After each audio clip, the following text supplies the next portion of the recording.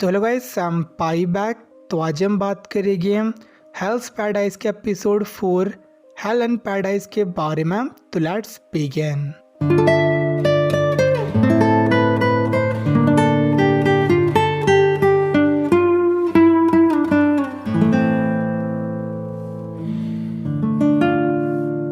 तो last episode में तामिया अपने हाथ को काट लेता है और इस एपिसोड में हम उसके पास्ट के फ्लैशबैक को देखते हैं जहाँ पे तामिया एक ही ब्लेड ड्रैगन को स्ट्रॉन्ग ओपन मिलना बंद हो जाते हैं तो एक लॉर्ड के अंडर ऑफिसर बन जाता है और लॉर्ड अपने मैंशन में बहुत ज़्यादा प्राइड करता था और उसके नाम एक करेक्टर भी ड्रैगन को रिप्रेजेंट करते थे। बट एक दिन तामिया को क्या था कि भले इसका नाम ब्लेड ड्रैगन हो बट वो रियलिटी में ड्रैगन को नहीं मार सकता, जिस पे तामिया गुस्सा होके उस पे गेट में ड्रैगन के साथ साथ उसके प्राइड को भी डिस्ट्रॉय कर देता है और इसी वजह से उसे डेथ सेंटेंस मिला था। लेकिन तामिया इस चीज़ को रिग्रेट नहीं करता है, एज जब उसे पार्डन मिलेगा तो उस पर चार्जेस क्लियर हो जाएंगे और फिर से ओपनली अपने स्किल्स को होन कर पाएगा और इस बार वो लॉर्ड के पूरे मैंशन को ही डिस्ट्रॉय कर देगा। बट ये बातें उसके मर्डर फूची को समझ नहीं आ रही थी, जिस पे तामिया उसकी पूरी फैमिली की बेइज्जती करता है कि कैसे वो लोग क्रिमिनल्स को बिहाइड करके अपना घर चलाते थे। तो उस पर फूची उसे बताता है कि वो ना सिर्फ बिहाइड करते हैं बल्कि उनकी बॉडी को स्टडी करके बीमारियों और मेडिसिन का भी पता लगाते हैं और जो पूरी एसमन फैमिली थी वो क्रिमिनल से कहीं ज़्यादा सोसाइटी के लिए यूज़फुल थी। तो वो तामिया को अलाउ नहीं कर सकता उनकी फैमिली को इंसल्ट करना और वो उस पर अपने स्वॉर्ड को पॉइंट कर देता है। बट तामिया स्वॉर्ड की मदद से अपने बॉन्ड्स को काट देता है और वो प्लान कर रहा था बाकी क्रिमिनल्स को मार के एज ऑफ लाइफ को आराम से ढूंढने का और वो उन्हें मारना इंजॉय करने वाला था, एज वो बहुत टाइम के बाद स्ट्रॉन्ग ओपोनेंट को फेस करने वाला था। और ये बात इवन फूची को भी सही लग रही थी, एज जितना ज़्यादा वेट करेंगे जो सर्वाइविंग क्रिमिनल्स थे वो भी उतना ज़्यादा स्ट्रॉन्ग हो जाएंगे। लेकिन फूची अकॉर्डिंग चीज़ें इस तरह एंड नहीं होगी, एज एक बार शोगुनेट अपना पेशेंस लूज़ कर देंगे तो वहाँ पे और क्रिमिनल्स को भेजेंगे जो उस पर और ज़्यादा स्ट्रॉन्ग होगी। और वहीं प्रेजेंट टाइम में और दोनों एक जाइंट मॉन्स्टर को इनकाउंटर करते हैं और वहीं पे सागर का भी मारू भी एक फिश टाइप के ह्यूमनॉइड को फेस कर रही थी, जिससे काफ़ी मारू को बहुत से क्वेश्चन अराइज कर रहे थे। बट उसका इंस्टीट्यूट से कह रहा था कि मॉन्स्टर के साथ साथ पूरा आइलैंड ही बहुत ज़्यादा डेंजरस था और तभी मॉन्स्टर उस पर अटैक करता है। बट काबी मारू इसे काउंटर करके उस मॉन्स्टर को बुरी तरह इंजर्ड कर देता है। बट इसके बावजूद मॉन्स्टर अभी भी जिंदा था और तभी गाबी मारू को शिनोबी का रूल नंबर 5 याद आता है कि उन्हें अननोन एनिमी को फेस नहीं करना चाहिए। तो ये प्लान कर रहा था वहाँ से भागने की, बड़े समझ नहीं आ रहा उसे अकेले भागना चाहिए या फिर सागरी के साथ में। बट तभी मॉन्स्टर उस पर अटैक करता है और हम पहली बार गाबी मारू को इंजर्ड देखते हैं और ये देख के सागरी का डिसाइड करते वहाँ से भागने का। बट तभी वहाँ पे बहुत सारे और डिफरेंट काइंड के जाइंट मॉन्स्टर आके उन्हें घेर लेते हैं और वो सभी वियर्डली स्माइल भी कर रही थी। तो गाबी मारू के पास कोई ऑप्शन नहीं था बट उन्हें फाइट करने का। तो गाबी मारू अपन जिस यूज़ करके उन्हें एक एक करके मारना शुरू कर देता है। तो उन्हें मार के सर्वाइव करने की सोच रहा था ताकि पार्डन लेके उस पूरे ब्लडी वर्ल्ड को लीव कर सके। और वहीं पे सागरी सब देख के बहुत ज़्यादा मैस्मराइज थी और जो पूरी साइड थी उसे हल्का एहसास करा रही थी। बट तभी एक जाइंट मॉन्स्टर उस पर अटैक करता है और वो उसे मरने वाला था। बट तभी चाबी मारू ये सब देख लेता है और वो ना चाहते हुए भी उस मॉन्स्टर को मार के सागरी को बचा लेता है। बट तभी फिश मॉन्स्टर उस पर अटैक कर लेता है, लेकिन एक ऐसा मन वॉरियर उस फिश मॉन्स्टर को मार देता है और हम वहाँ पे यूजरिया को देखते हैं 2 एसवन वर्ड के साथ में। और उसी उम्र के मन में बहुत ज़्यादा डाउट थे बट अपनी वाइफ की वर्ड की वजह से वो पहले उसे थैंक्स कहता है और इसके बाद यूजरिया से पूछता है दोनों ड्राइवर्स थे तो उसने उसकी लाइफ को क्यों बचाया था। तो इस पे यूजुरिया उसे सेड्यूस करके साथ में काम करने को कहती है, बट इस रिडक्शन उस पर काम नहीं करती एज गाइमारू निंजा था और नीचे के मैटर से फैमिलियर था। बट यूजुरिया सही में ही साथ में काम करना चाहती थी एज जितना लोग होंगे उतना सर्वाइवल के चांसेस बढ़ जाएंगे। बट सारी को अभी भी एक चीज़ समझ नहीं आ रही थी कि क्यों उसके साथ में 2 एग्जीक्यूशनर थे। तो उनमें से एक एग्जीक्यूशनर था गेंजी जो कि मोरोमाकिया का ओरिजिनल मॉनिटर था, बट यूजुरिया ने उसे फुल करके मार दिया था और उसे लगा था कि एक वॉरियर उसे हैंडल नहीं कर सकता, तो उसने खुद डिसाइड किया था उसे मॉनिटर करने का। बट रियलिटी में यूजुरिया ने उसे बस सेड्यूस कर दिया था। और दूसरा एलिमेंट था सेंटा जो कि यूजुरिया का ओरिजिनल मॉनिटर था और यूजुरिया भी एलिक्स ऑफ लाइफ को जल्दी फाइंड करना चाहती थी, बट बिना प्लान के ये पॉसिबल नहीं था। तो गाइमारू को कहते साथ में काम करने के लिए और ऐसे मन वॉरियर्स को भी क्रिमिनल के साथ काम करने पे कोई दिक्कत नहीं थी।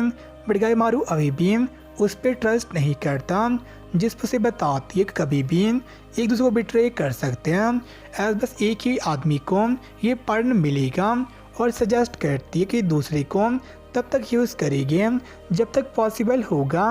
बट गाइमारू को एक बात समझ नहीं आ रही थी कि उस पूरी चीज़ में उसी का फ़ायदा होगा। तो उसे यूजुरिया बताती है कि उसकी स्ट्रेंथ के एक्सचेंज में वो उसे इन्फॉर्मेशन देगी और उसे बताती है कि जो पूरा आइलैंड था यहाँ पे रियल डेंजर वो बग्स थे जिनका फेस ह्यूमन की तरह था एज उनके पास पॉइंट के साथ साथ कुछ ऐसे टॉक्सिन भी थे जो एल्यूजन दे सकते हैं। और यूजुरिया को ये सब पता चला था मोरो पे टेस्ट करके, और उसे पता चला था कि जो मैक्सिमम बग्स थे तब तक अटैक नहीं करते जब तक उन्हें अप्रोच ना किया जाए, और जो सेंटीपीड्स थे वो बस डेड बॉडीज को ईट करते थे और लास्ट में उसने मोरो को भी मार दिया था। और संडे अकॉर्डिंग जो पूरा आइलैंड था वहाँ पे बहुत सी आइटम्स और इवन मॉन्स्टर बुद्धिस्ट या फिर टाउस डिज़ाइन को फीचर करते थे, बट इन रिलीजन का आपस में कोई कनेक्शन नहीं था। और वहाँ पे जो स्टैचूज थे वो भी काफ़ी वियर्ड और डिसफिगर्ड थे। तो ये आइलैंड कोई भी पैराडाइज नहीं था। और इसके यूजुरिया से कहती है साथ में काम करने के लिए और इन्फॉर्मेशन इकट्ठा करने के लिए।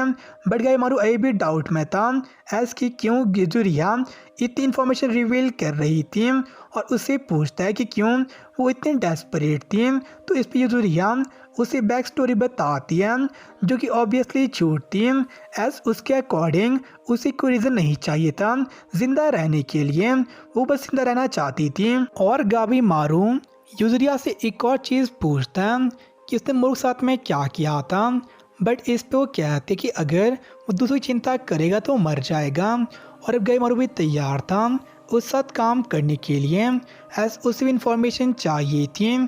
और वहीं पे सायरी सोच रही थी उसने आइलैंड में आने के बाद से क्या किया था एज ए मॉन्स्टर के अगेंस्ट में कुछ भी नहीं कर पाई थी और समझ नहीं आ रहा था जो उसने शॉर्ट स्किल को होन किया था वो किस पर्पस के लिए किया था एज वो वहाँ पे पावरलेस थी और वहीं पे अनकॉन्शियस हो जाती है।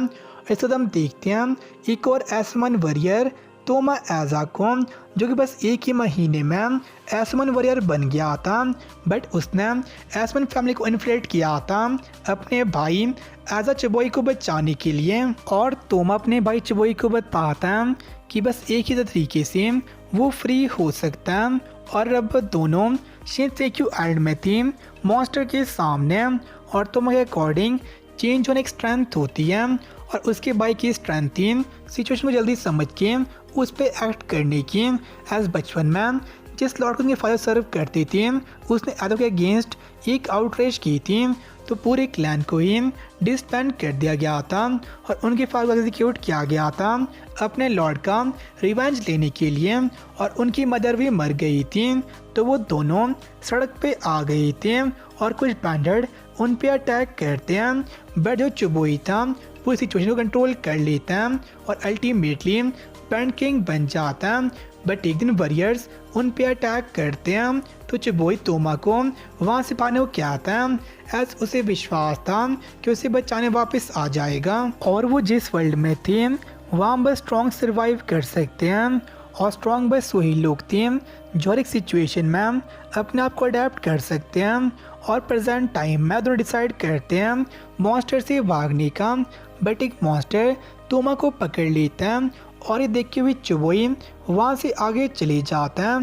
एज जो आदमी चेंज नहीं कर सकता, वो स्ट्रॉन्ग नहीं बन सकता, तो तोमा मॉन्स्टर पर अटैक करके अपने आप को छुड़ा लेता है।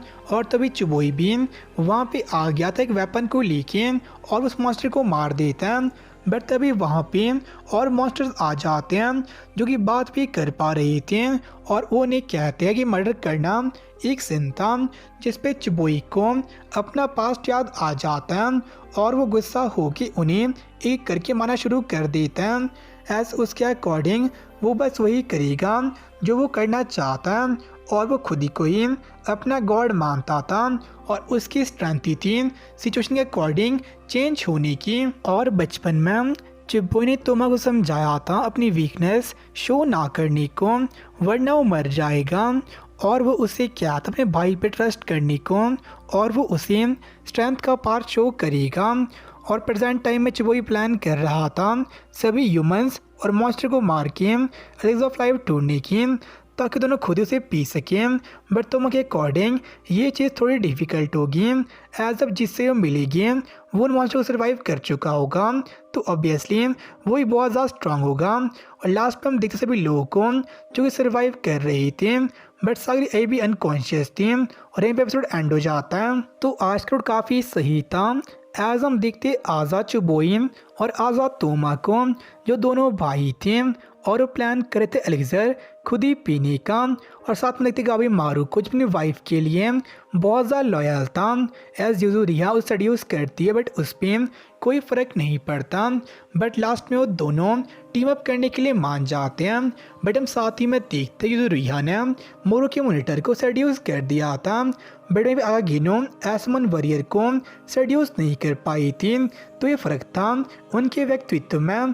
तो नेक्स्ट में देखेंगे कि कौन सी क्रिमिनल्स आपस में मिलेंगे और कौन फाइट करेगा। तो आपसे मिलते हैं नेक्स्ट में, तब के लिए बाय सनरा। फील करो खुद को, उड़ने लगा मैं आसमान में।